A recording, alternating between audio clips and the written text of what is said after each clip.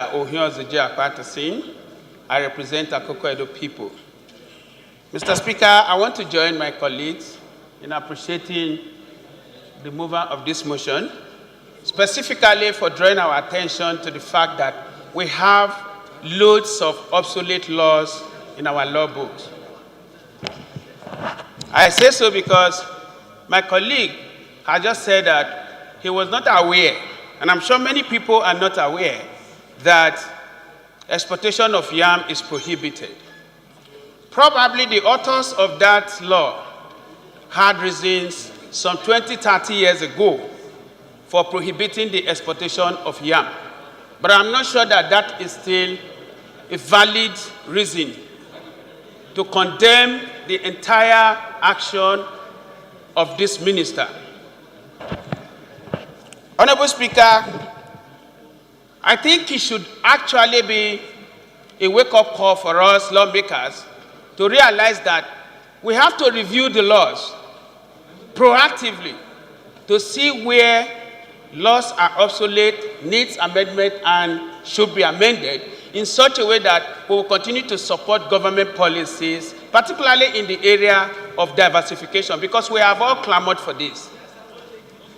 Having said that, Mr. Speaker, I want to salute the courage of this government, and in particular, the Minister of Agriculture, in daring to venture into exportation or the promotion of exportation of agri products.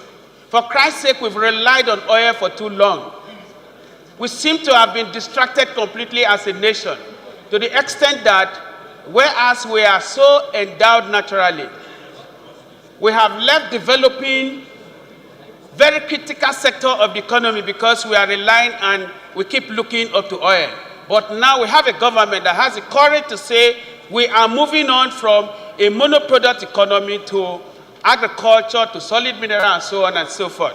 Mr. Speaker, it is not a crime to make inertial mistakes. It is not a crime for the government to have ventured into exportation of these products.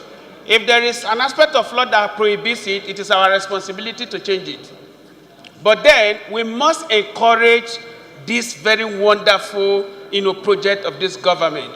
We must continue to look at how to increase the list of farm produce or agri-products that we will export to other parts of the world.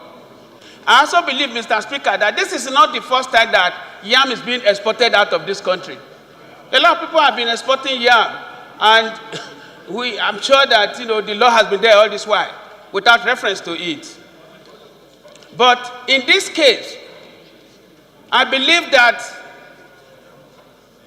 we have to be careful not to misinform ourselves by working on half information on subject matters, particularly this type of issues that we're discussing.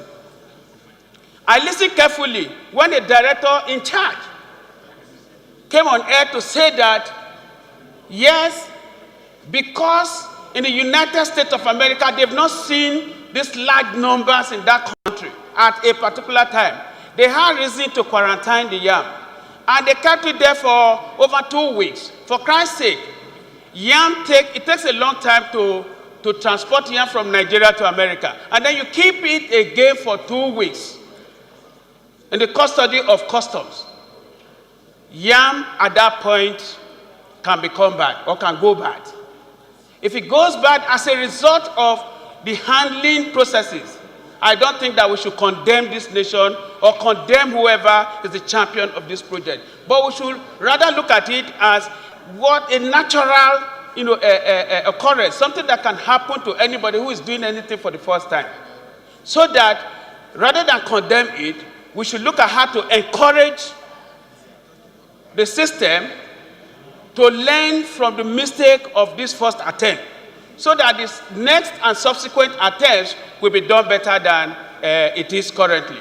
On the strength of that, I want to join EJ, my brother, to salute Mr.